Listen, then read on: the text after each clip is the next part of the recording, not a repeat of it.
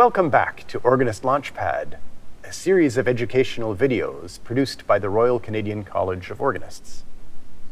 My name is Jonathan Oldengarm, and I'm Minister of Music at Metropolitan United Church in Toronto, Ontario. In this segment, I'd like to talk about transposition by analysis. We've looked at how to transpose visually, and we've thought about how to transpose using clefs, and how to transpose by ear. And now we're going to take a more systematic intellectual approach. If you followed us through the first 3 parts of this little pilgrimage through score reading and transposition tips and tricks, you'll know that the first step to successful sight reading is to look at all details of the score systematically, even if quickly. Never again will you be embarrassed by forgetting a flat in the key signature or playing an allegro during an andante passage at a first piano choir rehearsal. You'll also know that in the Western classical tradition, we often underuse our ears and our short-term musical working memory, and that beefing up those oral and mnemonic skills will help us greatly. We've thought about the old school virtue of playing 20 or 30 minutes of scales, arpeggios, chords. They're like rocket fuel for our improvising and oral playing skills. We've learned that consciously expanding our ability to read ahead of the moment we're playing in a score is invaluable. We've learned that mastering the fluent reading of C clefs and learning to see G and F clefs as movable feasts can make the task of transposing at sight immeasurably easier. Depending on the type of musical language and the type of score we're looking at, there's another technique that can be very helpful when transposing, and that is to transpose by harmonic function.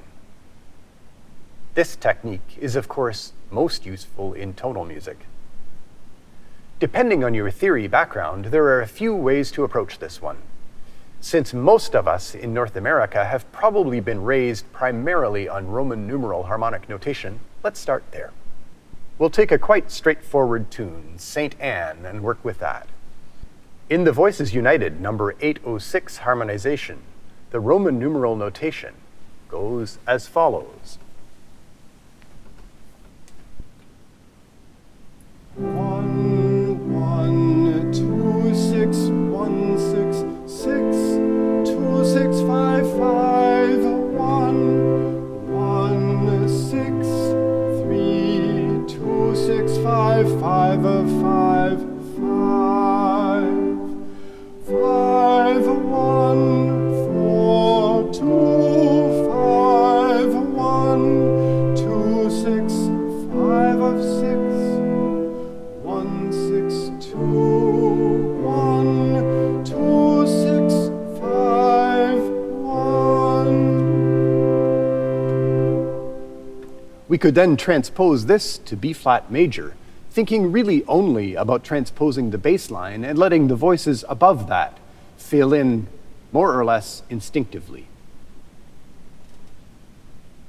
1, 1, 2, 6, 1, 6, 6, 2, 6, 5, 5, 1, 1, 6, 3, 2, 6, 5, 5 of 5, 5, 5, 1, 4, 2, 5, 1, 2, 6, 5 of 6, 1, 6, 2, 1, 2, 6, 5, 1. Initially, if you're not overly fluent with Roman numeral analysis, go ahead and write everything in. Don't worry about every little passing tone. It's the structural chords on the beats that matter the most here. Play and sing the numerals as you go, and if I can sing them, anyone can. If you're in the privacy of a practice room or an empty church, it's just fine. When you transpose, think about playing, for example, a 4 chord relative to a 1, or remember, for example, that if it's a 2 chord, in a major key, it should be a minor sonority. This is also a moment to think systematically about accidentals. For example, if you're transposing up 1 full tone, you're going up 2 steps around the circle of fifths. Therefore, If you had no accidentals in the original key of C major, you'll now have 2 sharps in the new key of D major. Look through your score and see what the recurring accidentals are, and figure out what they will need to become in the new key. G sharps in C major, the sharp leading tone of minor 6, will become A sharps in D major as the leading tone of B minor, which is, of course, minor 6 of D major.